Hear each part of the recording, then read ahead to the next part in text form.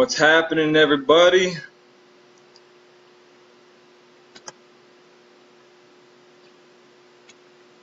It's 8 o'clock. June 29th, 2017. Hope everyone's doing well today. Thank you guys for tuning in. If you can hear me, go ahead and hit that like button so I know you're here. You can hear me all right.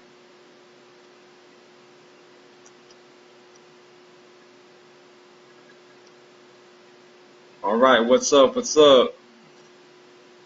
Cool, guys. All right, we'll get started here in probably 30 seconds or so. Just gotta double check my camera, my other camera.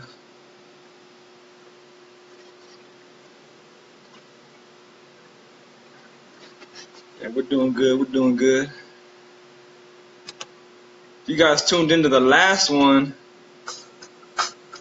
you remember Jones? Jones is doing well. Jones got potty trained. Jones is doing real well. We had a wonderful day today. You know, went to go shoot a couple baskets at the gym. Yeah, it was cool. Did some give and go work, you know. What's going on, Richard? Bless you, sir. Hey, miss you, Rock. Good hearing from you. Hope you're doing well.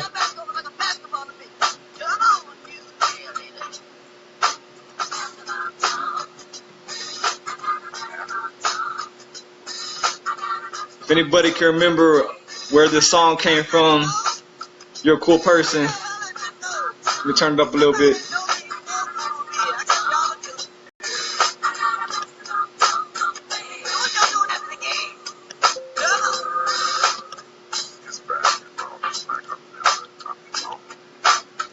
All right, guys.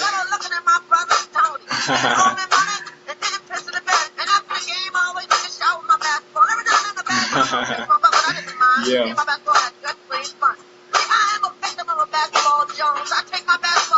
Okay, I'm gonna get started here right now. Right after the hook.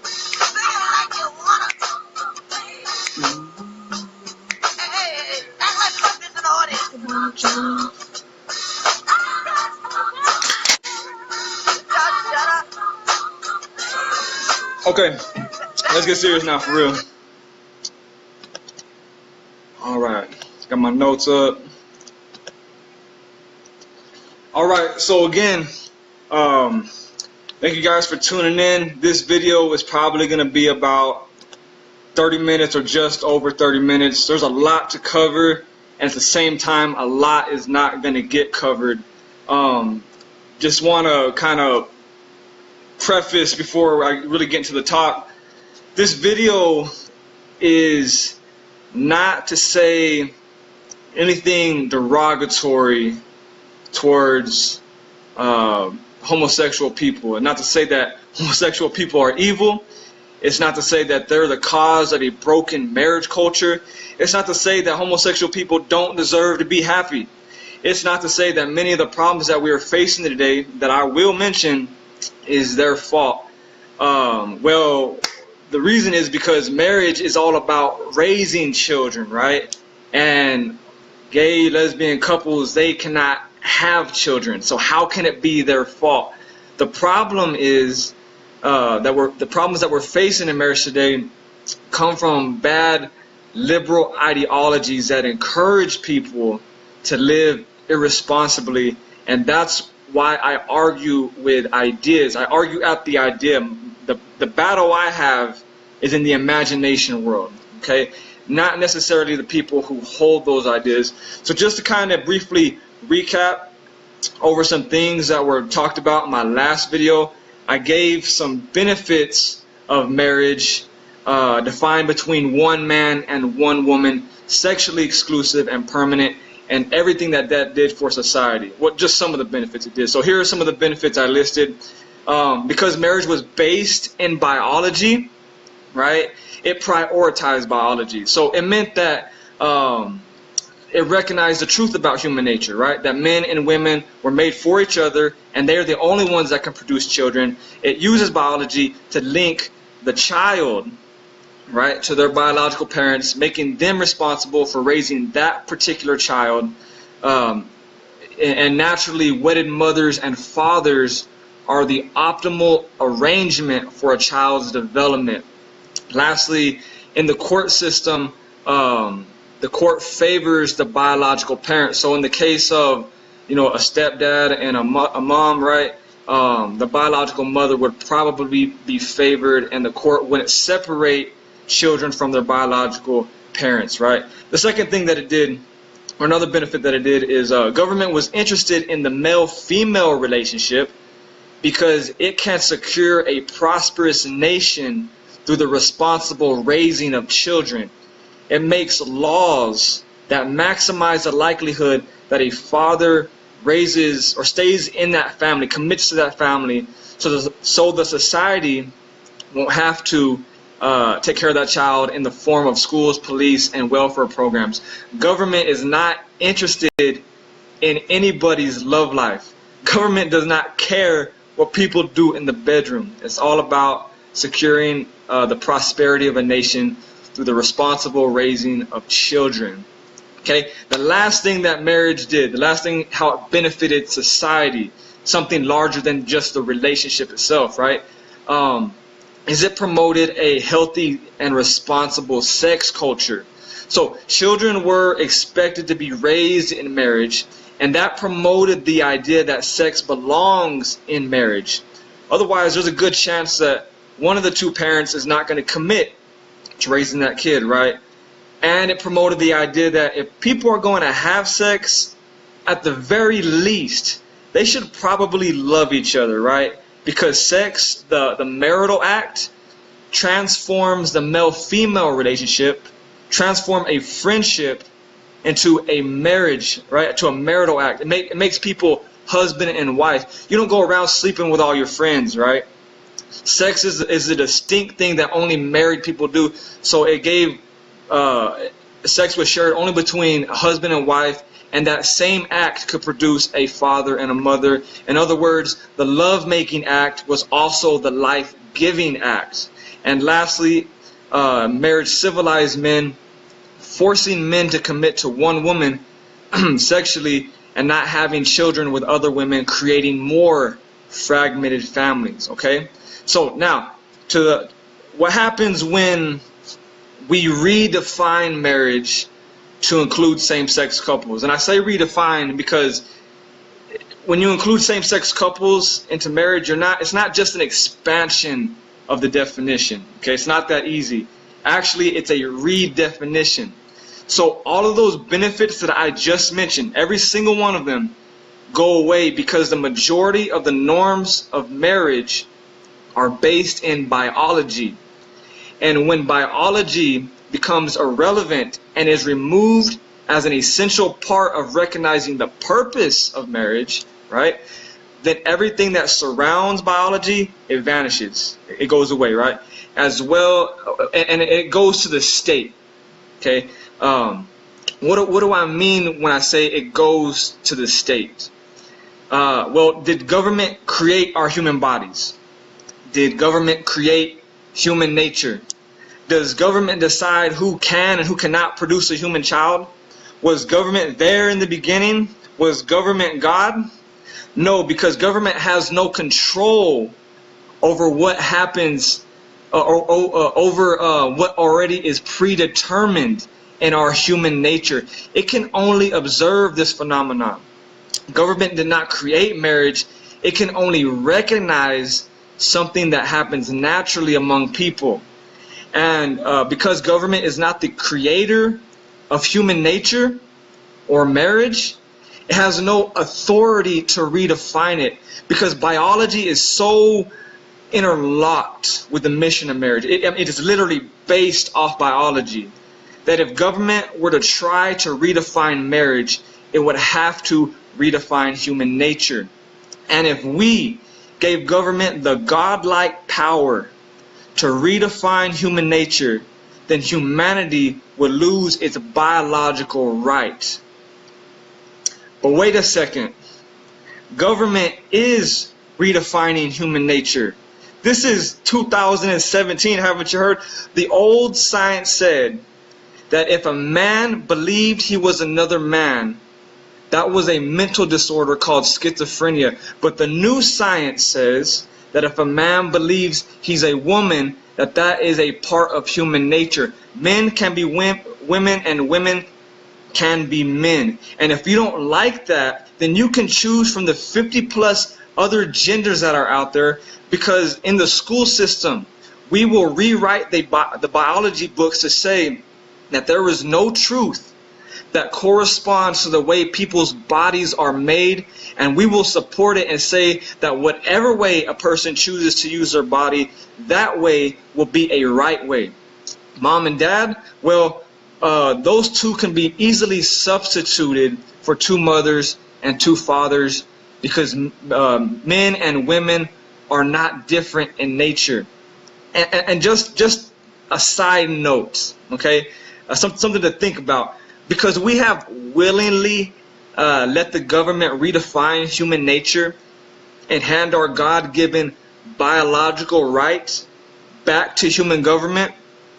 We have undermined the creed upon which this nation was founded, that we were endowed by our Creator with certain unalienable rights, which meant that our dignity, that our rights did not come from the law, but from the hand of Almighty God. And no human law could survive that oppressed my humanity or the expression of my human nature. It was my right to go on existing in accordance to the laws of nature and nature's God.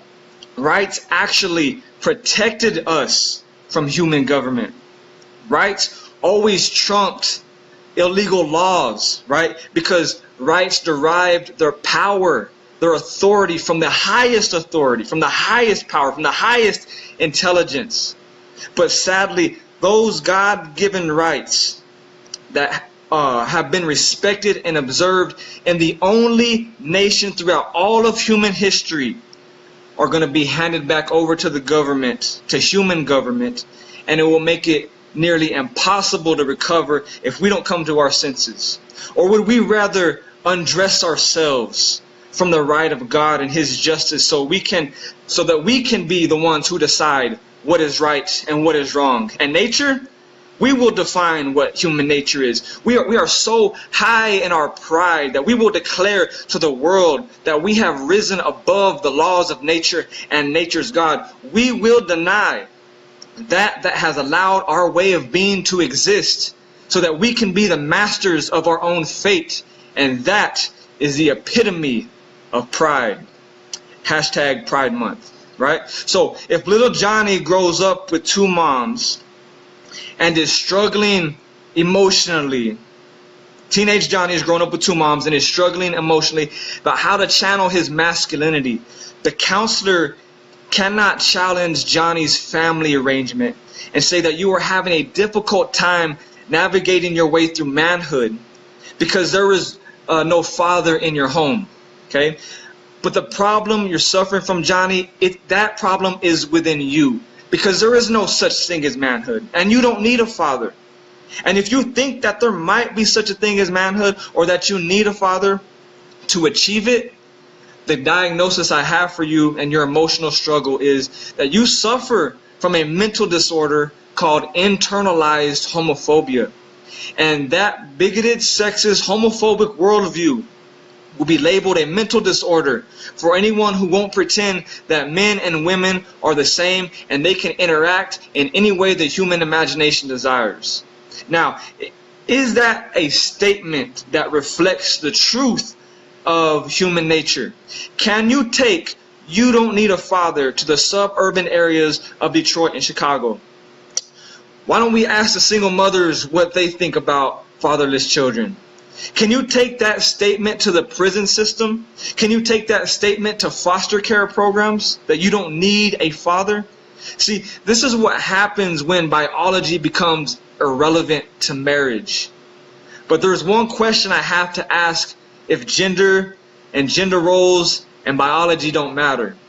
Okay? So, to the LGBT equal rights activists, if gender doesn't matter, then why don't you choose to be with the opposite sex in marriage and fulfill the responsibilities and serve the public purpose of marriage? I mean, men and women, they're the same thing, right? There's no such thing as genders, right? Why won't you serve the mission of marriage and give children the mother and father that they deserve?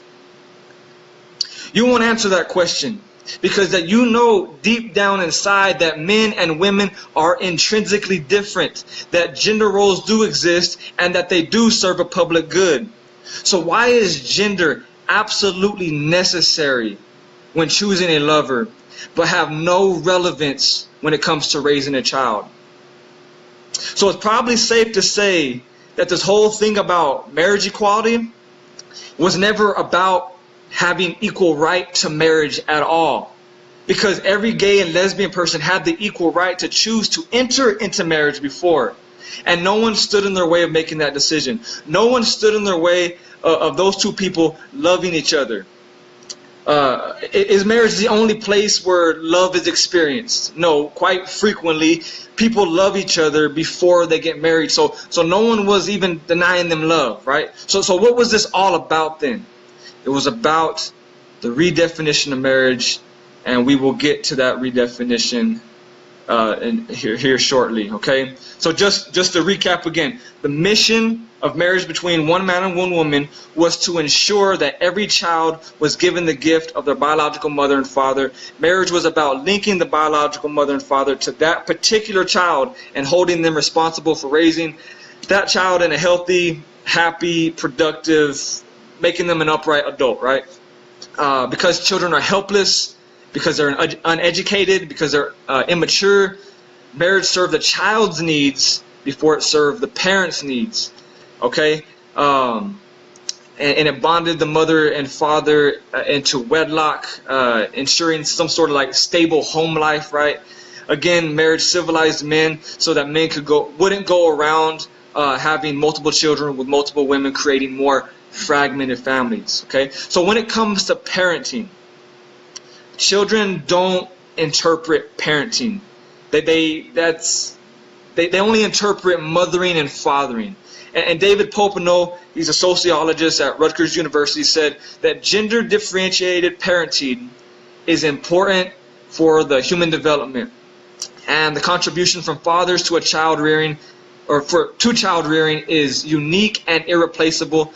And we should disavow the notion that mommies make good daddies and daddies make good mommies. The two sexes are different at their core, and each is necessary culturally and biologically for the optimal development of a human being. Now, that's not to say, right, I know there's a lot of single mothers out there probably listening to this. That's not to say that you aren't doing a good job, right? But there are just some things that a father offers his child that a woman just can't do. And there are some things that a woman can offer a child that no matter how much a father tries to do it, he's just not going to be able to do it. And those are some of the things I'm going to talk about right now. So what gift does the father bring to marriage? Well, the father teaches the son how to channel his aggressive masculinity in a more productive way, okay? The father teaches his daughter what it is like to be loved, not because of what she can do for a man or what she looks like, but simply for who she is. The father is usually the one that is policing her relationships, right? So he's the one that kind of chases away the bad boyfriend because he knows what it was like being a young boy and the way that young boys think, right? Usually the father is the one who views the child in comparison to the world. So the father acts as sort of a challenger or a coach, as where a mother, right, views the world in comparison to her child and usually builds the self-esteem of the child. So let me give you an example, right? I used to play high school sports, and I can remember times where we had a big game coming up, right? And, it's something where the game's over, we lose the game, And my dad comes up to me after the game and he says, son, you guys did a good job, but I'm glad you guys lost. Because it shows where your weaknesses are, right? And you take that loss and you learn those lessons and you rebuild from that, and just know that someone out there is always working just as hard or harder than you, right? So it keeps you humble. And then here comes mom over there clapping her hands. Oh, my baby's a champ. My baby did so well. Like, mom, we just lost the game. I'm not a champ. You could get away from me with all that, right? It kind of gets annoying, right? Because she's more of the comforter. She's more of a nurturer in her nature, right? The mother also brings the gift of breastfeeding and motherly bonding with her child. I didn't know how important motherly bonding was until we'd spoken with some adoption agencies, and they said before the child was, the biological mother gave her child away, that the hospital made sure that she bonded a good while with that child before, the baby was, relieved from the mother. Because the child spent 9 months hearing that mother's voice, right? And being just bonding with that mother, like it's something that's really kind of miraculous, right? And so the child enters the world, and if the child doesn't feel welcome or comforted or have some sort of something that they could relate to in this new place, the child sometimes grows up feeling abandoned, and only the mother could do that, right? As much as the father would love to just shower their love upon the child, the child understands the mother's touch much deeper than the father could ever give, right? So that's something else that a mother does. And together, the mother and father together will teach the child, as mom and dad, as the daughter and son watch their father treat her mother in a respectable way. The daughter will learn what it is a good man should look like, right? The son will watch to see how a husband should respect a wife, right? One last thing, I think this is so awesome. Marriage teaches and it models a sacrificial love. Now think in culture real quick. How many places do you see sacrificial love happening regularly, right? Marriage is a place where you can daily see sacrificial love. The children will learn that love is not about passion, but it is about commitment. They will learn that love is not about feelings, or not just about feelings, but it is about service. When the feelings go away, we still have to commit to each other. We still have to commit to a higher purpose. We still have to find a way to serve one another, right? I want to read you one quote about fatherless children from Barack Obama before we get on to the redefinition, okay? So, children who grow up without a father are 5 times more likely to live in poverty and in crime, 9 times more likely to drop out of school, and 20 times more likely to go to prison. They are more likely to have behavioral problems, run away from home, and become teenage parents themselves, and the foundations of our community are weaker because of it. Now, there's 2 things I want you to take away from this quote. Knowing Barack Obama and his circumstance, he grew up in a single-parent home, and he became President of the United States. So does that mean growing up in a single-parent home, you are destined for doom in life? Right? No. When a family divorces, does that mean that a child is doomed in life? Right? And the same goes, if a child grows up in a lesbian or gay home, does that mean that they're destined for doom in life? No. See, the other thing is this. Social science doesn't work so tightly to say like as the laws of nature do, right? There will always be exceptions when you're talking about social issues, okay? Social science works with a principle that says we should do things this way because by and large, for the most part, it works this way, okay? And there is 50 plus years of social science that backs up the claim that the biological mother and the biological father are the best ones. They serve the child the best, and children will move up socially better. They will have less chance of experiencing poverty, less chance of going to jail, less chance of getting pregnant at an early age, and repeating this whole cycle again. Okay, and at one point in American history, out of wedlock births were in the single digits. That was back in the 1960s. Okay, now this is where I'm gonna start talking about the redefinition. Marriage experienced its first redefinition in 1969 with no-fault divorce.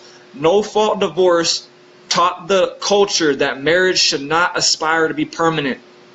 And people internalized that value and then began living it out. And then we had the porn industry came into effect, right?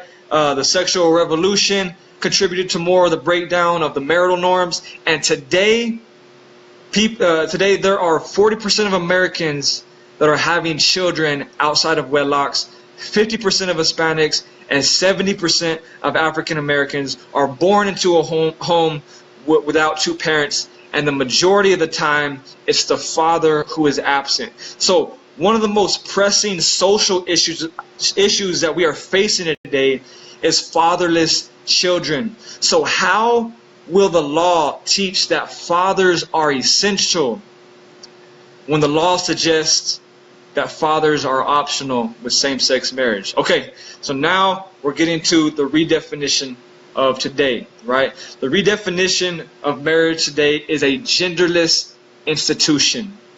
So there is nothing in our culture other than the memories we have that suggest, even as an ideal, something to work towards, right? That children deserve to be raised by their mother and their father.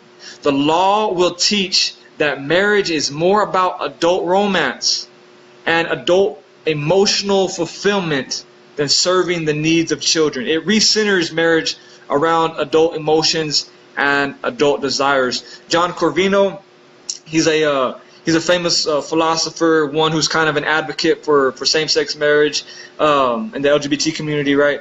He said the purpose of marriage is to establish your number one person.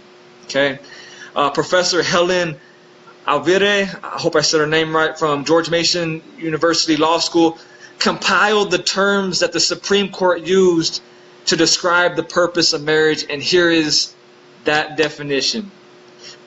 Here is the definition of marriage in 2017. The Supreme Court rules that marriage is about adults defining and expressing their identity, adult desire for nobility, fulfillment, aspirations, autonomy, self-definition, avoiding loneliness, and desire for companionship and understanding. That is the purpose of marriage today, right? Justice Kennedy said his explanation for why he supported redefining marriage: marriage responds to the universal fear that a lonely person might call out for someone and no one be there. It offers a hope of companionship and understanding and assurance that while both are still alive, there will be someone to take care of the other. In other words, marriage is about legalized companionship. Okay? The second consequence of redefining marriage is that there is no reason to think that marriage will quit redefining now, right? In fact, there are 3 new relationships that are trying to come behind same-sex marriage and get through the door. Because same-sex marriage got through the door and we eliminated biology, right? These other 3 relationships popped up, and this is what they are. That they also challenge the essential requirements that the tradition, the natural marriage had. Things like the twosome requirements, that marriage should aspire to be permanent, and that marriage should be sexually exclusive. So let me get to those right now. The first one is the throuple. It's a 3-person couple. This one was talked about in New York Magazine. The argument is, they say that if marriage is just about consenting adults and their intense emotional union and their pledge to take care of one another, then why should they be discriminated against if we've already let the same-sex couple in, right? Same-sex couple, theirs is recognized as a legal marriage. Why can't ours, right? Well, we get the marital couple, the twosome, from natural marital norms, where biology was the basis. So, in plain terms, what do I mean? Only one man could be with one woman in that relationship, all right? No more and no less, because they're the only ones that could create a child, right? And so that's where the number 2 came in. But if biology doesn't matter, what's stopping the throuple or the other relationship I'm really not going to talk about, the quartet, from becoming a legal marriage? The second one is the monogamish relationship. That's the one I was trying to explain the other night. Dan Savage talked about it in the New York Times. He said one of the questions was asked of him, how will gay marriage help natural marriage, right? What will it teach us? What can we gain from it? And he said that it will teach the virtues of infidelity, and this relationship will be called the monogamish relationship. So it seems that he wants to keep the twosome requirement and possibly permanence, right? But he believes that it is inhumane and unrealistic to believe that two people can fulfill each other's sexual needs with one another for a lifetime. Okay? And the third one is the wed lease. This one's kind of funny, right? The idea here is if you can lease a house, right, then you should be able to lease your spouse. And I think that's literally the words that they use, right? So you can sign up for like a 5-year lease or a 10-year lease and then kind of renew it on good behavior. The wed lease, that one was found in the Washington Post. And the idea behind that is it's an unrealistic expectation that you are putting on people that a person can love another person for the rest of their lives and to keep things fresh, right? So after your lease is up, you can have a new partner, right? In this view of this relationship, love is all about passion. They're saying passion, a person is not equipped with that much passion for life, right? The other version of marriage that I talked about earlier that we get from the man-woman relationship is sacrificial type of love, right? But this one is all about self-fulfillment, self-gratification, right? Okay, these versions of marriage are all about consenting adult romance. So if love equals love, right, then government policy would have no reason to treat one version of consenting adult relationship over the other, no matter the size or the shape. And the victims of this redefinition will be children. Because in all of those articles that were mentioned, none of the new versions of marriage, there was no talk about family life. There was no talk about how children were going to be cared for. Only about the adults and their union and their love and their sexual needs. There was nothing about how this would impact society, right? Because the redefinition of marriage is only about serving the individuals in that relationship and no purpose larger than themselves. Okay? These are ideas, these self-centered ideas are dominant in today's culture, right? And they are actually changing the way that we are thinking about children even, right? And to that, I'm going to stop what I'm talking about there. I'm probably going to do another video to talk about this paradigm shift of how we view our children now. Children don't come into the world for the sake of themselves, but they're coming into the world as an extension of fulfillment, of an emotional fulfillment, right? And I'll give you some examples, right? So I remember when gay marriage was about to be legalized, right? There was this campaign going around saying stuff like, they're asking children, do you believe that if two people love each other, they should have the right to get married? And the children were like, yeah, of course, that's a good thing, right? And they're like, see, stupid, even children know that it's right for gay people to get married, right? That was basically the idea. Because that's a self-centered question. That's a question that centers around adult romance, right? if people love each other, should they? Yeah, okay. Who's going to disagree with that? Ask those same children, would they rather be raised by their biological mother and father, or would they rather be raised by somebody else? I can almost guarantee you're going to get a different answer. Why? Because, let me put it to you this way. A mother and a father will not leave the hospital carrying a random baby, right? No, the parents want their baby because biology matters. In the same way, we have to respect the idea that children want to know and be known by their biological parents. And with same-sex marriage, we are intentionally depriving a child from their optimal upbringing and a relationship with their biological mother and their biological father, right? These are ideas. Again, here's some more, right? It's my body, my choice, right? We didn't used to think of children in that sort of way. We didn't think it was that easy to abort a child, right?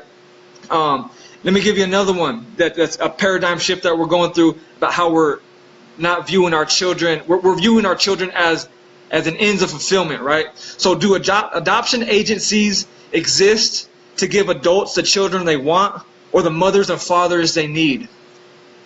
Right? That's another one. That's another one. See, and look, the throuple, the quartet, the monogamous relationship, and what was the other one I said? The wed lease.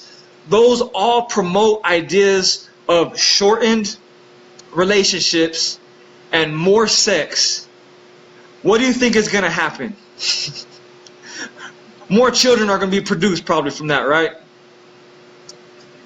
Something to think about, guys. Something to think about. Last thought I want to get you with, okay? Last thought I want to leave you with. I was talking to my friend earlier today, and she was saying, it doesn't make sense that, homosexual community is less than 1% in this nation, and yet they convinced a nation, right, that they should have the right to get married, right? How did they do that? Well, I told you earlier it was through bad liberal ideology, right? They had the help of like 30 plus years of the porn industry, right? Of the sexual revolution and male-female relationships not living up to the truth of marriage, right? All those marital breakdowns. They had all that help, and we're just on this train, and same-sex marriage is the next stop, right? So she was saying that we could build a momentum and change the direction of society if those who have been hurt by marriage, the children, right? Even if you're an adult, if you were affected negatively by marriage, you should speak out. You should like this video and share this video and educate people as to what marriage is about. Marriage should be centered around taking care of the child instead of fulfilling the adult emotional romance, right? That should be the priority, taking care of the children, all right? Guys, I thank you guys for sticking with me. It's been about 40 minutes already. I know that was a lot. Again, like and share this video. I'm probably going to be doing another video here soon about how we are viewing our children in a different sort of light, right? And how love is being looked at in a different sort of way. I think like love is being redefined as well. I hope you guys were blessed by this. I hope this brings some healing, some motivation, some inspiration as to how you want to live out the truth of marriage, okay? I think that's another great way to build momentum with this thing, is that you take the initiative and you live out the truth of marriage. Again, thank you guys for tuning in. Be on the lookout for some more videos. God bless you guys.